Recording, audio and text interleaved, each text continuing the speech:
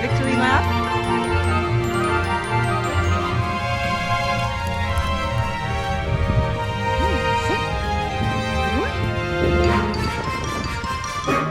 I know. Sit. Down. Sit. Good girl.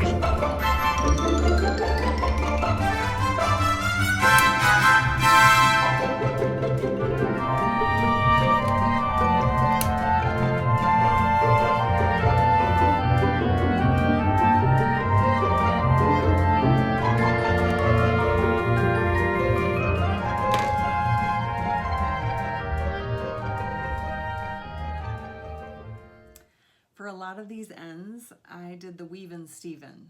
So I learned how to do that when I was making one of his shawls. And so I can clearly see, you know, I've already woven in those ends. You can see them. And so I did not cut off the ends while I was going, but, and I wondered, will I be able to tell or should I? But you can tell. That is a great method to weave as you go and then just cut them off at the end. I mean, what a joy to cut them off and not have to weave in at the end. So thank you, Stephen West, for that one. I love Stephen West. I don't know if you guys feel this way, but he is so good at teaching. And when I was making shellography, I was so impressed with his videos. He's so good. I mean, I said I was going to learn how to brioche.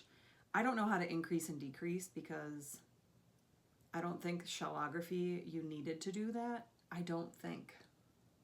But anyway, I just thought he was such a good teacher. And his videos are very helpful and clear. And then he does, you know, continental style, and then he switches over and does the English style. So it is very easy to learn from him, in my opinion. So anyway, as you can see, I am weaving in the ends of my Kumo sweater, and maybe I'm going to wear it tomorrow for Vlogmas. So anyway, I'm going to keep doing this, and I will see you in a little bit.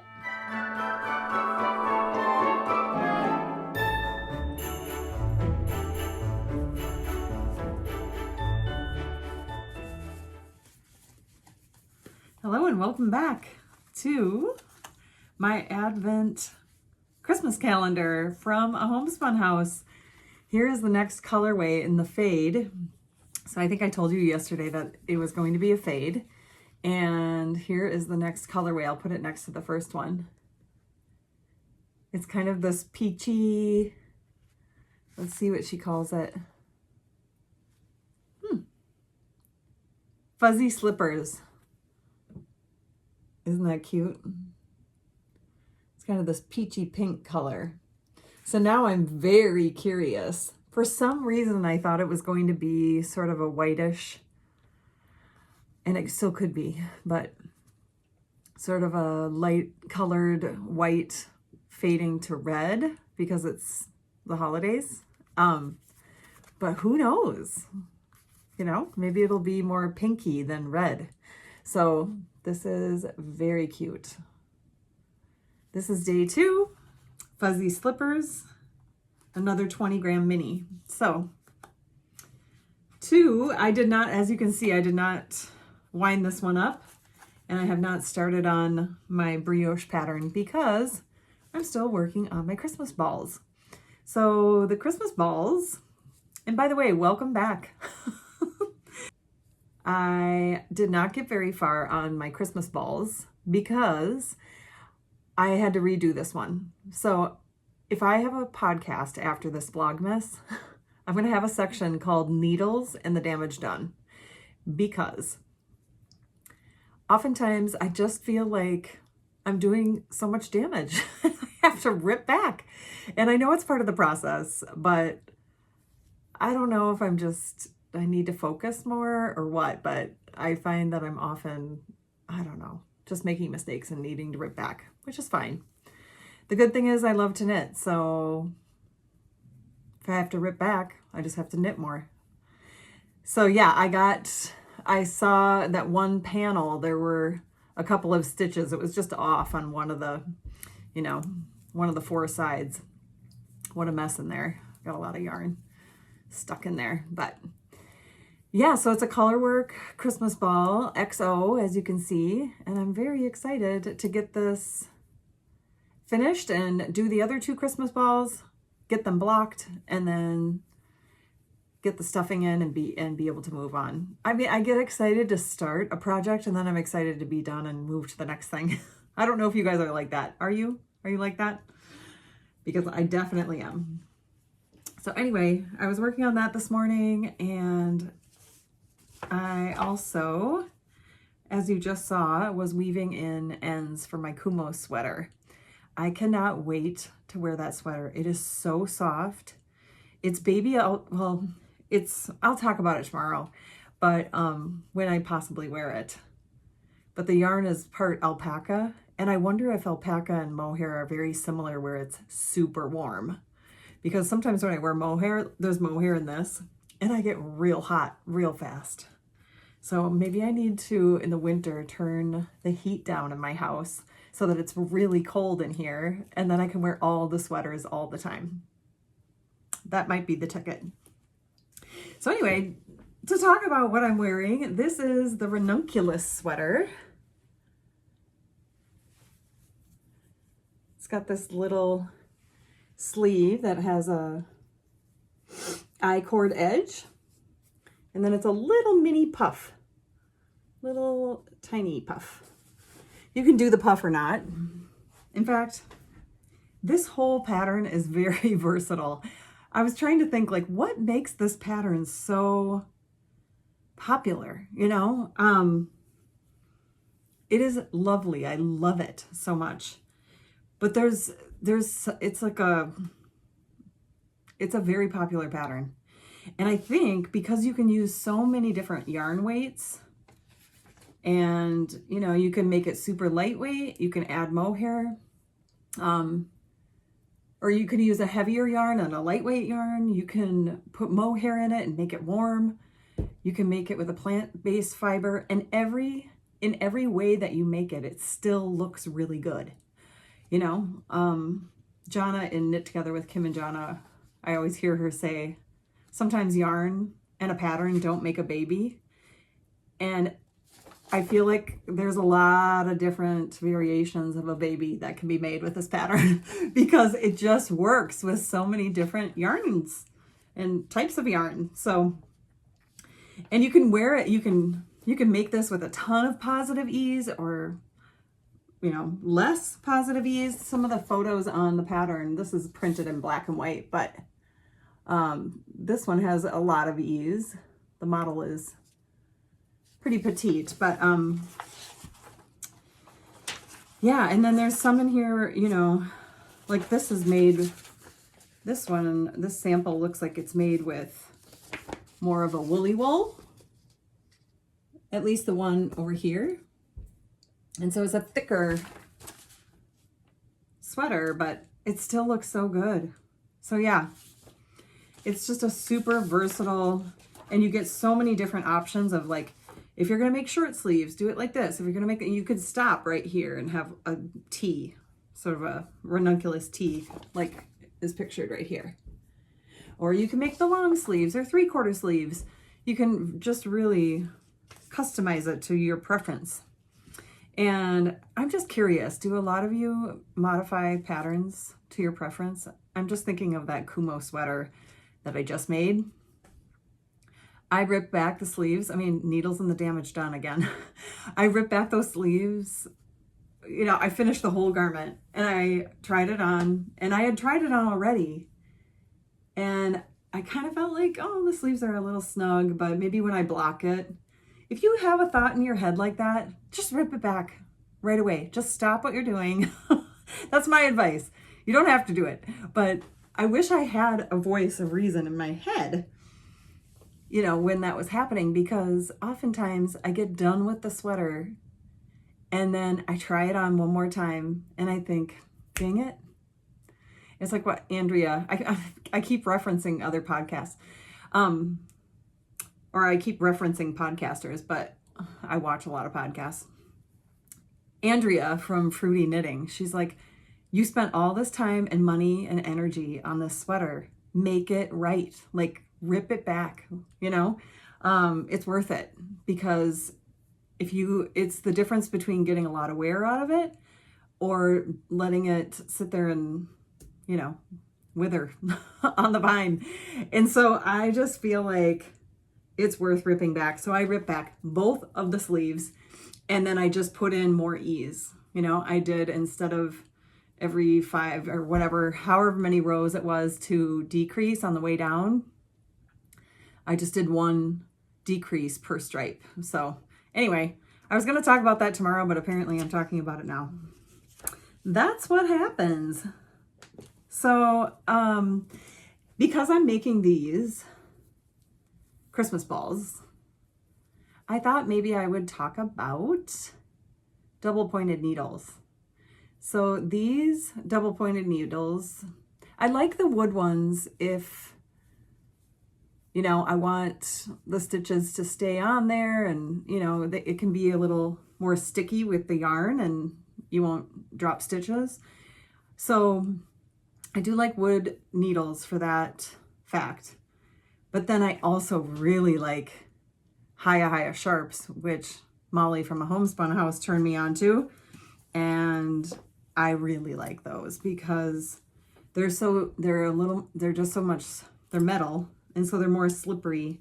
And I just feel like it's easier to maneuver the stitches. I'm not a super loose knitter. I'm not a tight knitter. I'm kind of like in the middle, but these are Hiya sharps. And I really like them. They are lovely for making socks. They're very sharp. So if you're somebody who taps the end of the needle, it might hurt. But so they are sharp, and it's in the name.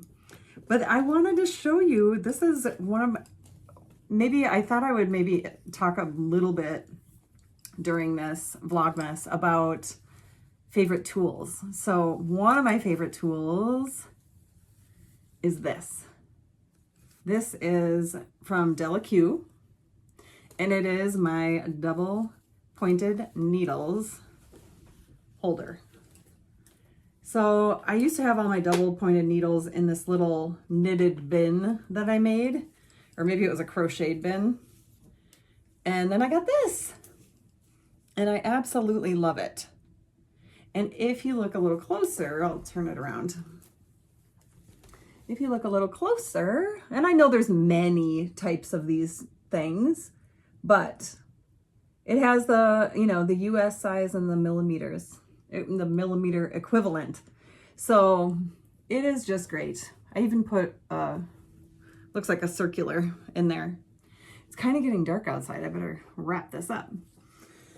But anyway, this is so nice to keep needles organized. And oftentimes when I had double pointed needles, the mohair, when I had double pointed needles in a binny, like a little bin, it would, you know, I felt like I always would lose one or couldn't find, or it was hard to match them up. I don't know.